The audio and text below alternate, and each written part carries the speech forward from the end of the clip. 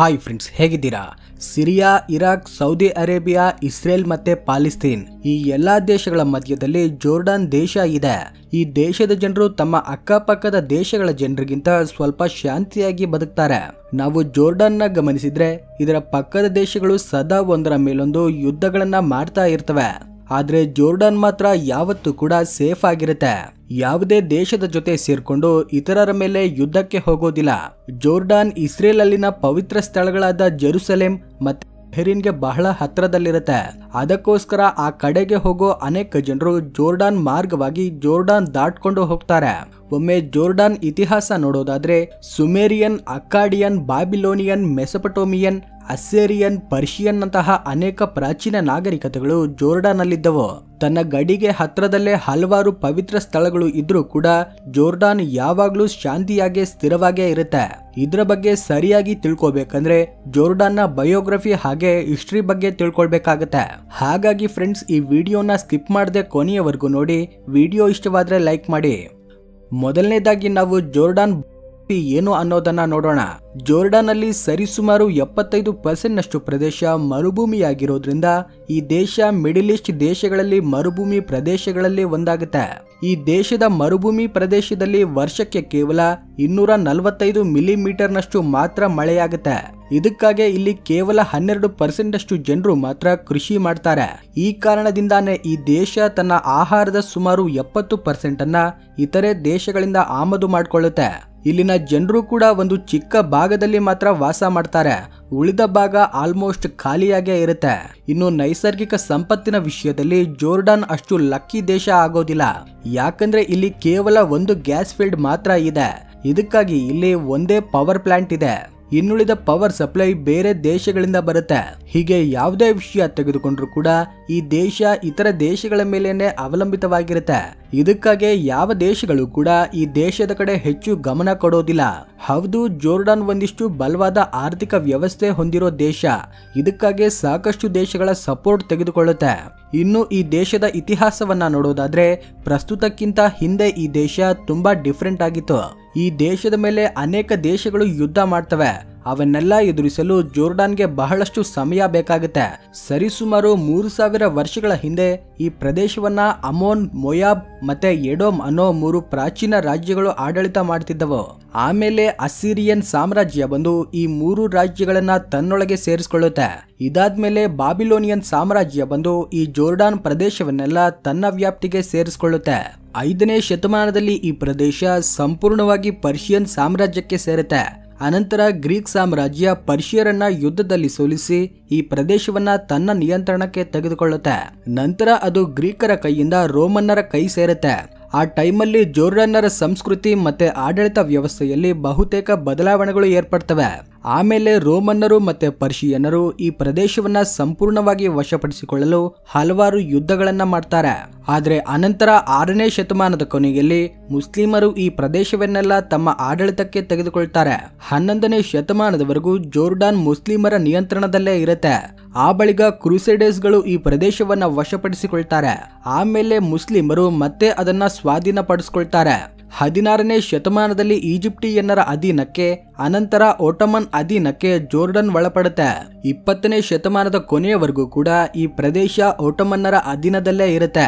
ಆದ್ರೆ ಓಟಮನ್ನರು ಈ ಪ್ರದೇಶವನ್ನ ಬಹುತೇಕ ವರ್ಷಗಳು ತಮ್ಮ ಅಧೀನದಲ್ಲೇ ಇಟ್ಕೊಂಡ್ರು ಕೂಡ ಯಾವುದೇ ಅಭಿವೃದ್ಧಿ ಕಾರ್ಯಗಳನ್ನ ಮಾಡೋದಿಲ್ಲ. ಜೆರುಸಲೇಂಗೆ ಹೋಗೋ ಹಾದಿ ಅಲ್ಲೇ ಇದ್ರೂ ಕೂಡ ಅಟ್ಲೀಸ್ಟ್ ಆ ಹಾದಿಯನ್ನ ಕೂಡ ಅವರು ಡೆವಲಪ್ ಮಾಡೋದಿಲ್ಲ. ಯಾವುದೇ ಕಟ್ಟಡ ಕಾಮಗಾರಿಗಳನ್ನ ಕೈಗೊಳ್ಳೋದಿಲ್ಲ. ಇದರಿಂದ ಅಲ್ಲಿನ ಪ್ರಜೆಗಳು ದಂಗೆ ಹೇಳ್ತಾರೆ.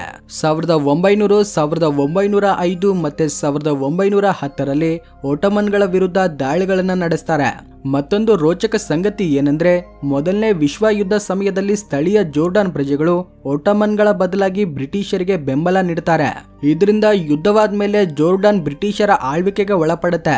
1946ರವರೆಗೂ ಇದು ಬ್ರಿಟಿಷರ ನಿಯಂತ್ರಣದಲ್ಲೇ ಇರುತ್ತೆ. ಆದ್ರೆ 1946ರಲ್ಲಿ ಜೋರ್ಡಾನ್ ಬ್ರಿಟಿಷರಿಂದ ಸ್ವಾತಂತ್ರ್ಯ ಪಡೆದು ವರ್ಲ್ಡ್ ಮ್ಯಾಪ್ ನಲ್ಲಿ ಒಂದು ಇಂಡಿಪೆಂಡೆಂಟ್ ಕಂಟ್ರಿ ಆಗುತ್ತೆ. ಇತ್ತೀಚೆಗೆ ಜೋರ್ಡಾನ್ ಹೆಸರು ಹಾಶಮೈಟ್ ಕಿಂಗ್ಡಮ್ ಆಫ್ ಜೋರ್ಡಾನ್ ಎಂದು ಹೆಸರಿಡಲಾಗುತ್ತೆ.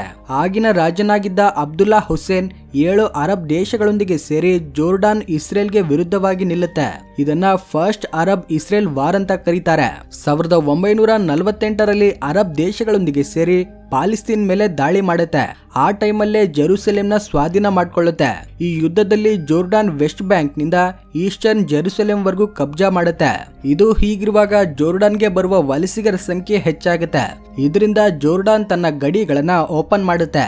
ಈ ನಿರ್ಧಾರ ಜೋರ್ಡಾನ್ ಎಕಾನಮಿ ಹಾಗೂ ಪೊಲಿಟಿಕಲ್ ಸಿಸ್ಟಮ್ ಮೇಲೆ ತೀವ್ರವಾದ ಪರಿಣಾಮ ಬೀರುತ್ತೆ. 1999ರವರೆಗೂ ಜೋರ್ಡಾನ್ ಆರ್ಥಿಕವಾಗಿ ರಾಜಕೀಯವಾಗಿ ಸ್ಥಿರವಾಗಿರೋದಿಲ್ಲ. ಆದ್ರೆ 1999ರ ನಂತರದಿಂದ ಜೋರ್ಡಾನ್ ನಲ್ಲಿ ಯಾವ ಬದಲಾವಣೆಗಳು ಆದವು ಎಂಬ ಸಂದೇಹ ನಮಗೆ ಬರಬಹುದು. ಯಾಕಂದ್ರೆ ಈಗ ಈ ರಾಷ್ಟ್ರ ಒಂದು ಸ್ಥಿರವಾದ ರಾಷ್ಟ್ರವಾಗಿ ನಿಂತಿದೆ. ಆ ದೇಶವನ್ನ ಯಾರು ಮುಟ್ಟಲಾಗದಷ್ಟು ಸ್ಥಿರವಾಗಿ ಬೆಳೆದಿದೆ. ಇದರ ಹಿಂದೆ ಇರೋ ಕಾರಣ ಏನು ಅನ್ನೋದನ್ನ ತಿಳ್ಕೋಬೇಕಾದ್ರೆ 1999ರಲ್ಲಿ ಏನಾಗಿತ್ತು ಅನ್ನೋದನ್ನ ತಿಳ್ಕೋಬೇಕಾಗತ್ತೆ. ಆ ಟೈಮಲ್ಲಿ ರಾಜನಾಗಿದ್ದ ಮೊದಲನೆಯ ಅಬ್ದುಲ್ಲಾ ತೀವ್ರ ಅನಾರೋಗ್ಯಕ್ಕೆ ಒಳಗಾಗ್ತಾನೆ.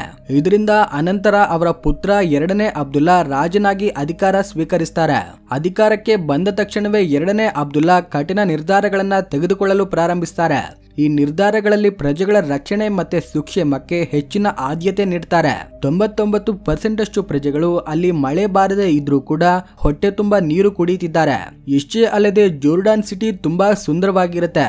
ಪುರಾತನವಾದ ಕಟ್ಟಡಗಳು ಯಾರನ್ನಾದ್ರೂ ಕೂಡ ಮಂತ್ರ ಮುಗ್ಧರನ್ನಾಗಿಸುತ್ತವೆ. ಇದನ್ನ ಅರಿತಿದ್ದ 2ನೇ ಅಬ್ದುಲ್ಲಾ ಟೂರಿಸಂನ ಡೆವಲಪ್ ಮಾಡ್ತಾರೆ. ಈಗ ಜೋರ್ಡಾನ್ ಸಿಟಿಯ ಪೆಟ್ರೋ ಜಗತ್ತಿನ 7 ಅದ್ಭುತಗಳಲ್ಲಿ ಒಂದಾಗಿದೆ. ಈ ಸಿಟಿಯಲ್ಲಿ ಗುಡ್ಡಗಳನ್ನ ಮನೆಗಳಾಗಿ ಮಾರ್ಪಡಿಸಿದ ನಿರ್ಮಾಣಗಳು ನಮಗೆ ಕಾಣಿಸ್ತವೆ.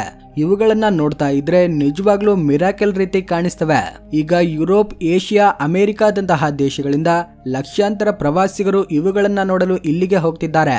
ಇರಾಕ್ ಅಲ್ಲೂ ಕೂಡ ಅನೇಕ ಟೂರಿಸ್ಟ್ ಪ್ಲೇಸಸ್ ಇವೆ. ಆದ್ರೆ ಆ ದೇಶಗಳಿಗೆ ಯಾರು ಹೋಗೋದಿಲ್ಲ. ಆದ್ರೆ ಜೋರ್ಡಾನ್ಗೆ ಮಾತ್ರ ಪ್ರತಿ ವರ್ಷ ಲಕ್ಷಾಂತರ ಜನರು ಬರ್ತಾರೆ. ಆದ್ರೆ ಇರಾಕ್ಗೆ ಯಾಕೆ ಹೋಗೋದಿಲ್ಲ ಅಂದ್ರೆ ಆ ದೇಶದಲ್ಲಿರೋ law and order situation. Tourism ಅಂದ್ರೇನೆ ಸೇಫ್ಟಿ ಅಂಡ್ ಸೆಕ್ಯೂರಿಟಿ ಇರಬೇಕು. ಸಿರಿಯಾ, ಇರಾಕ್ ನಂತಹ ದೇಶಗಳಲ್ಲಿ ಅದು ಸ್ವಲ್ಪ ಕೂಡ ಕಾಣಿಸೋದಿಲ್ಲ. ಇದಕ್ಕಾಗಿ ಅಲ್ಲಿಗೆ ಯಾರು ಹೋಗೋದಿಲ್ಲ. ಇಷ್ಟೇ ಅಲ್ಲದೆ 2ನೇ ಅಬ್ದುಲ್ಲಾ ಇಸ್ರೇಲ್ ದೇಶದೊಂದಿಗೆ ಶಾಂತಿ ಒಪ್ಪಂದವನ್ನ ಮಾಡ್ಕೊಳ್ತಾರೆ. ಈ ಒಪ್ಪಂದ ಆದ್ಮೇಲಿಂದ ಇವೆರಡೂ ದೇಶಗಳ ನಡುವೆ ಒಳ್ಳೆ ಸಂಬಂಧ ಕಾಣಿಸ್ತಿದೆ. ಹಾಗೇನೆ ಅಮೆರಿಕ, ಬ್ರಿಟನ್ ನಂತಹ ದೇಶಗಳೊಂದಿಗೆ ಸಹ ಜೋರ್ಡಾನ್ಗೆ ಒಳ್ಳೆ ಸಂಬಂಧ ಇದೆ. ಈ ಸಂಬಂಧಗಳಿಂದ ಆರ್ಥಿಕ ಸಹಾಯ ಕೂಡ ಈ ದೇಶಕ್ಕೆ ಲಭಿಸುತ್ತೆ. ಹೀಗೆ ತೆಗೆದುಕೊಂಡ ಹಣವನ್ನ ತನ್ನ ಪ್ರಜೆಗಳಿಗಾಗಿ ಖರ್ಚು ಮಾಡ್ತಿದ್ದಾರೆ ಅಬ್ದುಲ್ಲಾ. ಆದ್ರೆ ಇಸ್ರೇಲ್ನೊಂದಿಗೆ ಮಾಡಿಕೊಂಡ ಶಾಂತಿ ಒಪ್ಪಂದದಿಂದ ಇನ್ನುಳಿದ ಅರಬ್ ದೇಶಗಳು ಜೋರ್ಡಾನ್ ಮೇಲೆ ಕೆಂಡ ಕಾರ್ತವೆ. ಆದ್ರೆ ಜೋರ್ಡಾನ್ ವಿರುದ್ಧ ಯಾವುದೇ ಕ್ರಮಗಳನ್ನ ತೆಗೆದುಕೊಳ್ಳೋದಿಲ್ಲ. ಇದಕ್ಕೆ ಕಾರಣ ಏನಂದ್ರೆ ಜೋರ್ಡಾನ್ ನಲ್ಲಿರುವ 30 ಲಕ್ಷಕ್ಕಿಂತ ಹೆಚ್ಚಿನ ವಲಸಿಗರು. ಇದರಲ್ಲಿ ಸಿರಿಯಾದಿಂದ ಬಂದವರು, ಇರಾಕ್ನಿಂದ ಬಂದವರು ಕೂಡ ಇರ್ತಾರೆ. ಇದಕ್ಕಾಗಿ ಜೋರ್ಡಾನ್ ವಲಸಿಗರನ್ನ ತಮ್ಮ ಪ್ರಜೆಗಳಂತೆ ನೋಡ್ಕೊಳ್ತಾ ಇರೋದ್ರಿಂದ ಯಾರು ಕೂಡ ಅದರ ವಿರುದ್ಧವಾಗಿ ನಿಲ್ತಿಲ್ಲ. ಇಷ್ಟೇ ಅಲ್ಲದೆ ಇಸ್ರೇಲ್ನೊಂದಿಗೆ ಪೀಸ್ ಡೀಲ್ ಮಾಡಿಕೊಂಡು ಅಮೆರಿಕ, ಬ್ರಿಟನ್ ನಂತಹ ದೇಶಗಳಿಂದ ಒಳ್ಳೆ ಸಪೋರ್ಟ್ ತೆಗೆದುಕೊಳ್ಳುತ್ತೆ. ವಲಸಿಗರನ್ನ ಆ ದೇಶ ಹತ್ರ ಕರ್ಕೊಂಡಿದ್ದರಿಂದ ನೆರೆ ದೇಶಗಳಿಂದ ಕೂಡ ಸ್ನೇಹ ಸಂಬಂಧ ಏರ್ಪಡುತ್ತೆ. ನಿಜವಾಗ್ಲೂ ಜೋರ್ಡಾನ್ ಒಂದು ದೊಡ್ಡ ಹೊರೆಯನ್ನ ತನ್ನ ಮೇಲೆ ಹಾಕೊಳ್ಳುತ್ತೆ. ಇದಕ್ಕಾಗಿ ಈ ದೇಶ ಸ್ಥಿರತ್ವವನ್ನ ಪಡೆಯುತ್ತೆ. ಆದ್ರೆ ಇದು ಅಧಿಕ ದಿನಗಳವರೆಗೂ ಇಲ್ಲದೆ ಹೋಗಬಹುದು. ಯಾಕಂದ್ರೆ ಕಳೆದ ವರ್ಷದಿಂದ ಇಸ್ರೇಲ್ ಗಾಜಾ ವಾರ್ ನಡೀತಿದೆ. ಈ ಟೈಮಲ್ಲಿ ಪಾಲಿಸ್ತಾನದಿಂದ ಬರೋ ವಲಸಿಗರನ್ನ ಜೋರ್ಡಾನ್ ತಡೆದಿದೆ. ಅದೇ ವಿಧವಾಗಿ ಇರಾನ್ ಇಸ್ರೇಲ್ ಮೇಲೆ ಮಿಸೈಲ್ ದಾಳಿ ಮಾಡಿದಾಗ ಜೋರ್ಡಾನ್ ತನ್ನ ಏರ್ ಸ್ಪೇಸ್ ಅಲ್ಲಿ ಅನೇಕ ಮಿಸೈಲ್ ಗಳನ್ನ ತಡೆಯುತ್ತೆ. ಇದೆಲ್ಲಾನು ಜೋರ್ಡಾನ್ ಗೌರವವನ್ನ, ಸ್ಥಿರತ್ವವನ್ನ ಡ್ಯಾಮೇಜ್ ಮಾಡುತ್ತೆ. ಜೋರ್ಡಾನ್ ನಲ್ಲಿ ಅನೇಕ ಪಾಲಿಸ್ತೀನಿಯರು, ಇರಾನಿಯರು ಇದ್ದಾರೆ. ಅವರೆಲ್ಲರೂ ಕೂಡ ಜೋರ್ಡಾನ್ಗೆ ವಿರುದ್ಧವಾಗಿ ನಿಲ್ತಾರೆ. ಇದರಿಂದ ಪ್ರಧಾನಮಂತ್ರಿ ವಿರುದ್ಧ ದಂಗೆ ಹೇಳ್ತಾರೆ. ಇದೇ ಈಗ ಜೋರ್ಡಾನ್ ಸರ್ಕಾರವನ್ನ ಕಳವಳಗೊಳ್ಳುವಂತೆ ಮಾಡ್ತಿದೆ. ಇಷ್ಟೇ ಅಲ್ಲದೆ ಜೋರ್ಡಾನ್ನ ಕಾಡೋ ಭಯ ಏನಂದ್ರೆ ಸಿರಿಯಾ ಮೇಲೆ ಇರಾನ್ನ ಪ್ರಭಾವ ಹೆಚ್ಚಾಗ್ತಿದೆ ಎಂಬುದು. ಸಿರಿಯನ್ ಸಿವಿಲ್ ವಾರ್ ಕುರಿತು ಅಬ್ದುಲ್ಲಾಗೆ ಪಶ್ಚಾತ್ತಾಪವೂ ಇರುತ್ತೆ. ಇದು ಹೀಗಿರುವಾಗ ಜೋರ್ಡಾನ್ನ ಉತ್ತರದ ಗಡಿ ದುರ್ಬಲ ಸ್ಥಿತಿಯಲ್ಲಿದೆ. ಯಾಕಂದ್ರೆ ಅನೇಕ ಮಿಲಿಟೆಂಟ್ ಗ್ರೂಪ್ಗಳು ಶಸ್ತ್ರಾಸ್ತ್ರಗಳನ್ನ ಅಕ್ರಮವಾಗಿ ರವಾನೆ ಮಾಡ್ತಿದ್ದಾರೆ. ಇದನ್ನೆಲ್ಲ ಎದುರಿಸಲು ಅಬ್ದುಲ್ಲಾ ಇರಾನ್ನ ತಿರುಗುಬಾಣದ ವಿರೋಧಿಗಳನ್ನ ನಿಭಾಯಿಸಲು ಇಸ್ರೇಲ್ನ ಬೆಂಬಲವನ್ನ ತೆಗೆದುಕೊಳ್ತಾರೆ. ಈ ಕಾರಣದಿಂದಾನೇ ಪಕ್ಕದಲ್ಲಿರೋ ಕೆಲ ಅರಬ್ ರಾಷ್ಟ್ರಗಳು ಜೋರ್ಡಾನ್ ವಿರುದ್ಧ ತಿರುಗಿ ಬೀಳ್ತಿವೆ. ವಿಡಿಯೋ ಇಷ್ಟವಾಗಿದ್ರೆ ಲೈಕ್ ಮಾಡಿ, ಶೇರ್ ಮಾಡಿ, ನಮ್ಮ ಚಾನೆಲ್ನ ಸಬ್ಸ್ಕ್ರೈಬ್ ಮಾಡ್ಕೊಳ್ಳಿ. Thanks for watching.